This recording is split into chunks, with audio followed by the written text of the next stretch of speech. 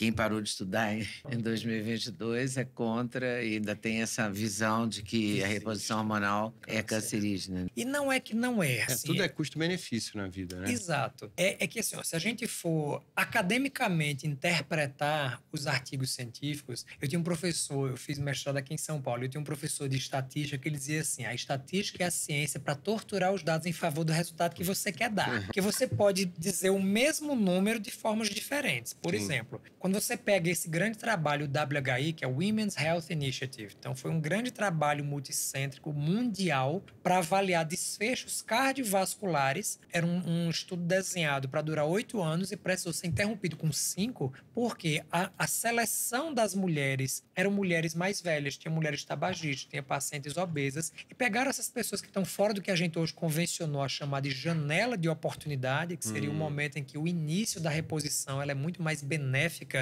do que o eventual risco de você ter alguma complicação com o uso dela. Então esse trabalho foi suspenso. Porque o risco de câncer de mama era de aproximadamente 26%. Aí você diz, meu Deus, 26% é um risco muito alto. Sendo que esse risco é um risco relativo. Então vamos trazer para a matemática. Risco relativo quer dizer 1,26% é esse risco. Aí você pode ler que é um aumento de 26%. Mas se a gente for colocar isso em números, quer dizer que é o seguinte, de cada 100 mulheres que estão na menopausa e não fazem reposição hormonal, 2 vão ter câncer.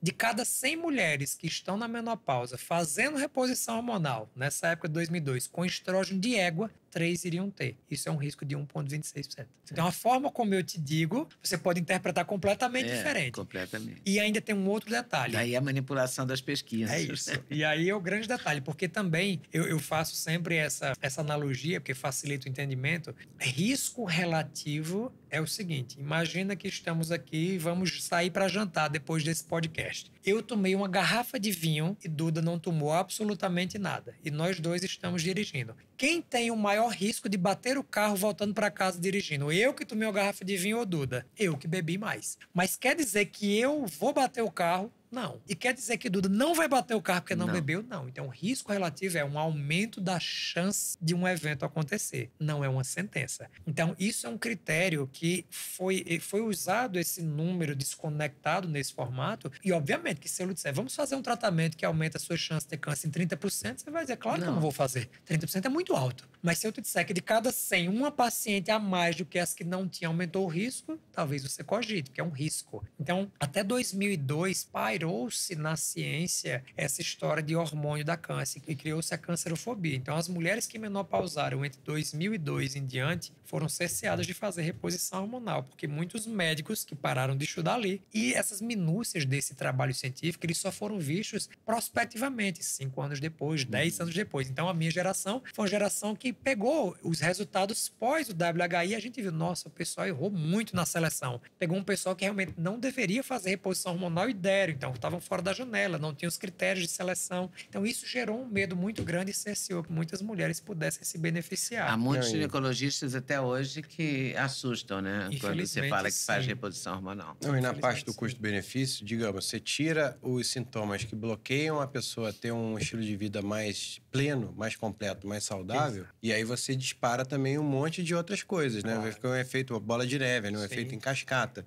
Porque, digamos, esses calores, a falta de sono e o desconforto para praticar exercício, para ver as pessoas, para ter uma vida social ativa, para conviver com profissionalmente, para manter a produtividade, manter o humor. Então, isso vai sabotando a saúde da pessoa também, né? Tudo isso tem que ser levado em consideração. Deve ser uma equação milhões de vezes mais complexa, mas... E que precisa colocar a paciente no centro dessa discussão. Isso é um detalhe muito importante. A medicina, durante muito tempo, ela foi muito autoritária. Eu digo o que é que você vai fazer e se você quiser, você faz e você não dá a sua opinião. Se você quer correr o risco, se você...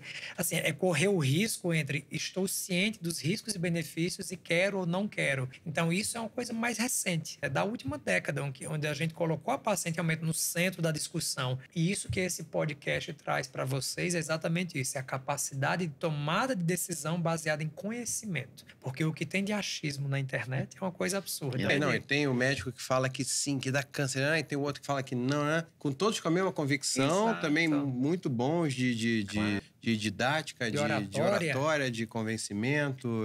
Então, a gente tem que assumir as rédeas como o grande responsável. E, óbvio, os médicos são os especialistas, os mentores, os consultores, eles vão possibilitar os caminhos. A gente tem que escolher quem são esses maestros, né? Que vão capitanear aí as nossas orquestras.